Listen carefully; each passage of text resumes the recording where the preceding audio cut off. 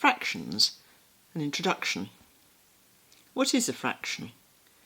It's a part of a whole, a proportion of a whole. Often fractions are less than 1, but there are other sorts too. We're all familiar with many of the everyday uses of fractions. For example, half a pizza, 3/4 of a bar of chocolate. You can think of fractions as sharing or dividing. For example, if there are 3 people and just 2 cakes, how do you make sure that everyone gets their fair share? Let's see. Here are the 2 cakes. First you can divide each cake into 3 into thirds. Then separate out the pieces. So you can see that 3 people each get 2 pieces. They each get 2/3 of one whole cake. We'll have a look now at what the numbers at the top and bottom of a fraction mean. Here's a lovely pie. In the fraction 3/4, the bottom part of the fraction shows how many pieces there are altogether in the pie. 4 in this case. The top part of the fraction shows how many bits we're talking about. Here it's 3.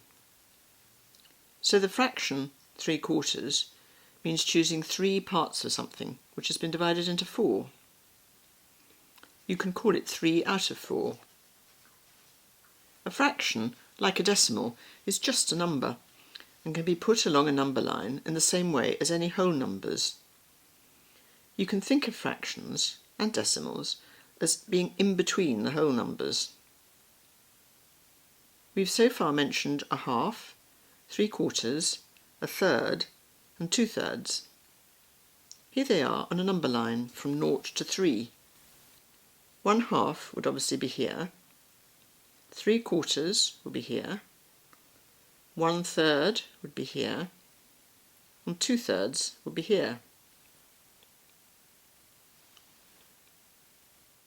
The next diagram divides up horizontal bars according to different fractions.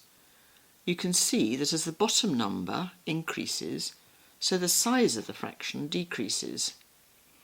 This is true for all unitary fractions, that is, fractions with a 1 on top. For example, 1/4 is smaller than 1/3. There are also other ways in maths of talking about parts of a whole. Firstly, think of decimals. Half is the same as 0.5. And secondly, percentages. 3/4 is the same as 75%. Another video will talk about the links between fractions, decimals and percentages. This one has been concentrating on fractions.